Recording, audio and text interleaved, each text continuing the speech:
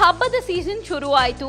ರಕ್ಷಾ ಬಂಧನದಿಂದ ಹಿಡಿದು ಹೊಸ ವರ್ಷದವರೆಗೂ ನಿಮಗೆ ಅನೇಕ ಸೀಸನಲ್ ಬಿಸ್ನೆಸ್ ಗಳನ್ನ ಮಾಡಿ ಕೈ ತುಂಬಾ ಹಣ ಗಳಿಸುವಂತ ಅವಕಾಶ ಸಿಗ್ತಿದೆ. ಯಾವುದೇ ಬಿಸ್ನೆಸ್ ಐಡಿಯಾಗಳು ಹೇಗೆ ಶುರು ಮಾಡಬೇಕು, ಎಷ್ಟು ಹಣ ಖರ್ಚಾಗುತ್ತೆ ಅಂತ ಯೋಚನೆ ಮಾಡ್ತಿದ್ದೀರಾ? ಹಾಗಿದ್ರೆ ಈ ವಿಡಿಯೋನ ಕಂಪ್ಲೀಟ್ ಆಗಿ ನೋಡಿ. ಇವತ್ತಿನ ಈ ವಿಡಿಯೋದಲ್ಲಿ ನಾನು ನಿಮ್ಗೆ 5 ರಿಂದ 6 ಬೆಸ್ಟ್ ಸೀಸನಲ್ ಬಿಸ್ನೆಸ್ ಐಡಿಯಾಸ್ ಗಳನ್ನ ತಿಳಿಸಿಕೊಡ್ತೀನಿ. ಹಾಯ್ ಎಲ್ರಿಗೂ ನಮಸ್ಕಾರ. ನೀವು ನೋಡ್ತಾ ಇದ್ದೀರಾ ಫ್ರೀಡಮ್ ಬಿಸ್ನೆಸ್ ಕನ್ನಡ ಚಾನೆಲ್. ನಾನು ಗಂಗಾ.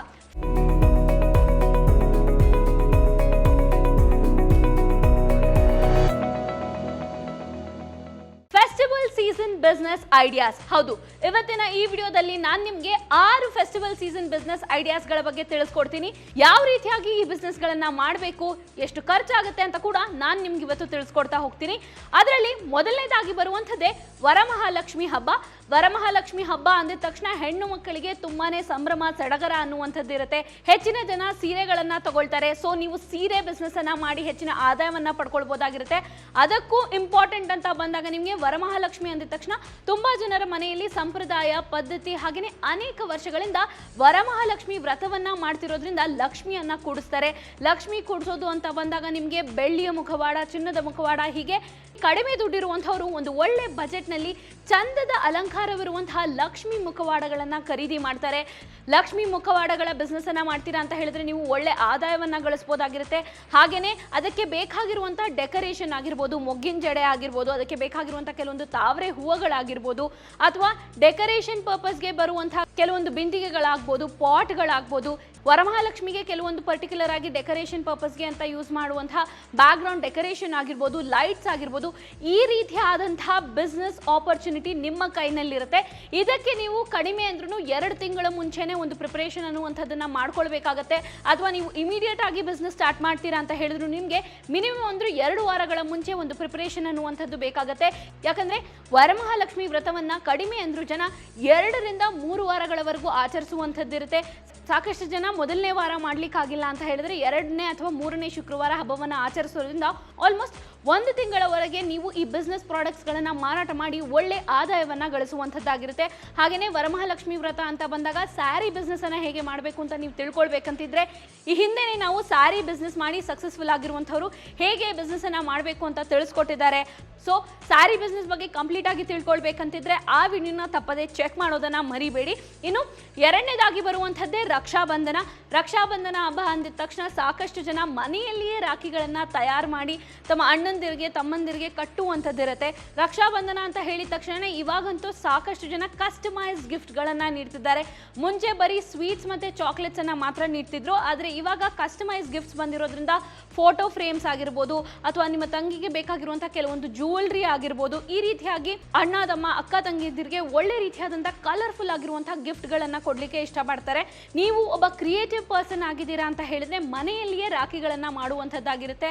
ಹಾಗೇನೆ ಮನೆಯಲ್ಲೇ ರಾಖಿಗಳು ಅಂತ ಬಂದಾಗ ನೇಮ್ ರಾಖಿಗಳಾಗಿರ್ಬೋದು, ಅಥವಾ ಪರ್ಟಿಕ್ಯುಲರ್ ಆಗಿ ಕೆಲವೊಂದು ಟ್ರೆಡಿಷನಲ್ ಡಿಸೈನ್ಸ್ ಇರುವಂಥದ್ದಾಗಿರ್ಬೋದು, ಪಿಕಾಕ್ ಫೆದರ್ ಇರುವಂಥದ್ದಾಗಿರ್ಬೋದು, ಅಥವಾ ಬೇರೆ ಬೇರೆ ರೀತಿಯಾದಂತಹ ಕಸ್ಟಮೈಸ್ ಆರ್ಡರ್ಸ್, ತಮ್ಮ ಅಣ್ಣ ತಮ್ಮಂದಿರಿಗೆ ಇಷ್ಟ ಇರುವಂಥ ಕೆಲವೊಂದು ಕಾರ್ಟೂನ್ಗಳಾಗಿರ್ಬೋದು, ಅಥವಾ ಸೂಪರ್ ಹೀರೋ ಕ್ಯಾರೆಕ್ಟರ್ಗಳಾಗಿರ್ಬೋದು, ಈ ರೀತಿಯಾಗಿ ವೆರೈಟಿ ಆಗಿರುವಂತಹ ಕಲರ್ಫುಲ್ ರಾಖಿಗಳನ್ನು ನೀವು ಮನೆಯಲ್ಲಿಯೇ ತಯಾರು ಮಾಡಿ ಒಂದು ಒಳ್ಳೆ ಆನ್ಲೈನ್ ಪ್ಲಾಟ್ಫಾರ್ಮ್ ಅನ್ನು ಕ್ರಿಯೇಟ್ ಮಾಡಿಕೊಂಡು ಸೋಷಿಯಲ್ ಮೀಡಿಯಾದಲ್ಲಿ ಪೋಸ್ಟ್ ಮಾಡಿ ಕೂಡ ಒಂದು ಒಳ್ಳೆ ಆದಾಯವನ್ನು ಗಳಿಸಬಹುದಾಗಿರುತ್ತೆ. ಇನ್ನು ಆಫ್ಲೈನ್ನಲ್ಲಿ ನೀವು ಸೇಲ್ ಮಾಡ್ತೀರಾ ಅಂತ ಹೇಳಿದ್ರೆ ನಿಮಗೆ ಫ್ಯಾನ್ಸಿ ಸ್ಟೋರ್ಗಳು, ಗ್ರಾಸರಿ ಸ್ಟೋರ್ಗಳು, ಅಥವಾ ಕೆಲವೊಂದು ಸೂಪರ್ ಮಾರ್ಟ್ಗಳಲ್ಲಿ ಕೂಡ ಈ ರೀತಿಯಾದಂತಹ ರಾಖಿಗಳಿಗೆ ಮಿನಿಮಮ್ ಅಂದ್ರೂ 2 ರಿಂದ 3 ವಾರ ಒಳ್ಳೆ ಡಿಮಾಂಡ್ ಅನ್ನುವಂಥದ್ದಿರುತ್ತೆ. ಈ ಬಿಸ್ನೆಸ್ ಅನ್ನ ನೀವು ಚಿಕ್ಕದಾಗಿ ಸ್ಟಾರ್ಟ್ ಮಾಡ್ತೀರಾ ಅಂತ ಹೇಳಿದ್ರು ಕೂಡ 10 ರಿಂದ 15 ಸಾವಿರ ರೂಪಾಯಿ ಬಂಡವಾಳ ಇದ್ರೆ ಸಾಕು. ಸೋಷಿಯಲ್ ಮೀಡಿಯಾನ ಚೆನ್ನಾಗಿ ಯೂಸ್ ಮಾಡಿಕೊಂಡ್ರೆ ನೀವು ಒಳ್ಳೆ ಆದಾಯವನ್ನ ಗಳಿಸೋದಂತೂ ಖಚಿತ.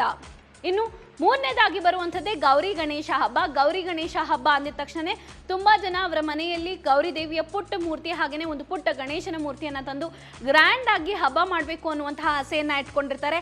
ಹಾಗೇನೆ ಇತ್ತೀಚಿನ ದಿನಗಳಲ್ಲಂತೂ ಅನೇಕ ಜನ ಎಕೋ ಫ್ರೆಂಡ್ಲಿ ಗಣಪನ ಮೊರೆ ಹೋಗ್ತಿದ್ದಾರೆ.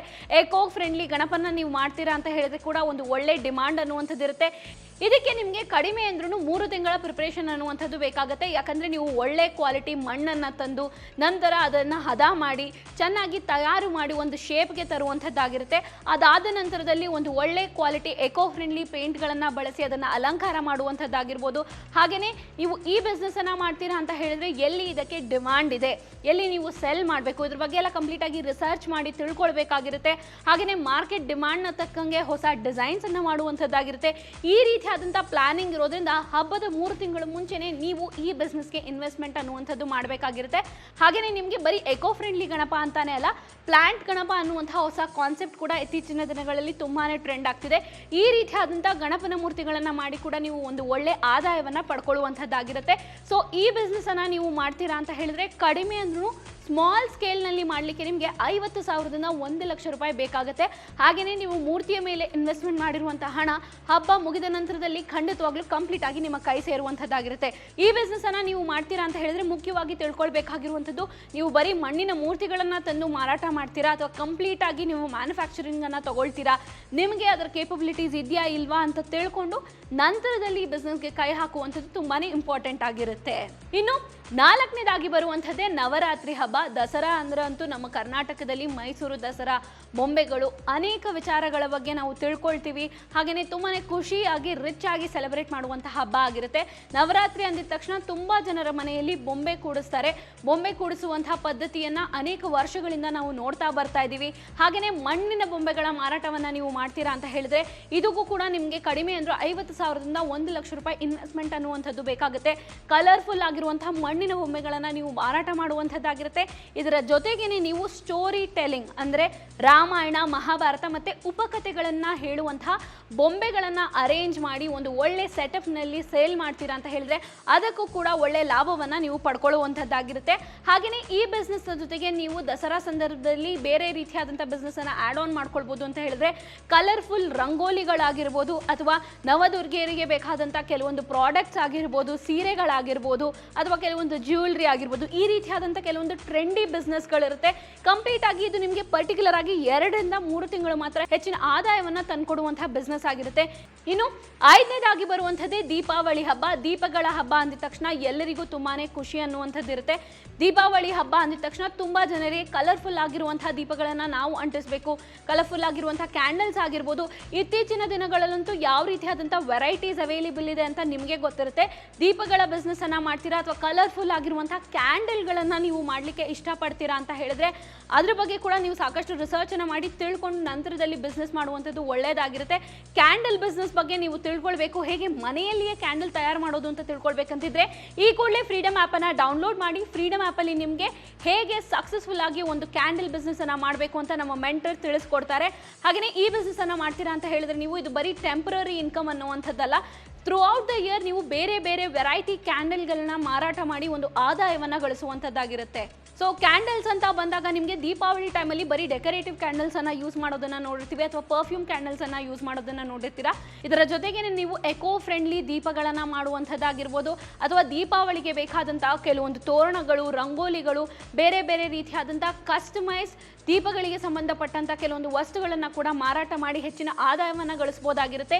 ಈ ಬಿಸ್ನೆಸ್ಸನ್ನು ಮಾಡ್ತೀರಾ ಅಂತ ಹೇಳಿದ್ರೆ ನಿಮಗೆ ಮನೆಯಲ್ಲಿಯೇ ಕ್ಯಾಂಡಲ್ ಮೇಕಿಂಗ್ ಆರಂಭ ಮಾಡಲಿಕ್ಕೆ 5ರಿಂದ 10,000 ರೂಪಾಯಿ ಬಂಡವಾಳ ಇದ್ದರೆ ಸಾಕು. ನೀವು ಇದನ್ನು ಲಾರ್ಜ್ ಸ್ಕೇಲಲ್ಲಿ ಮಾಡ್ತೀರಾ ಅಂತ ಹೇಳಿದ್ರೆ ಮಿನಿಮಮ್ ಅಂದರೂ 50,000ದಿಂದ 1,00,000 ರೂಪಾಯಿ ಬಂಡವಾಳ ಅನ್ನುವಂಥದ್ದು ಬೇಕಾಗುತ್ತೆ. ಸೊ ದೀಪಾವಳಿಗೂ ಕೂಡ ನೀವು ಮುಂಚಿತವಾಗಿಯೇ ಪ್ಲಾನಿಂಗನ್ನು ಮಾಡಬೇಕಾಗಿರುತ್ತೆ.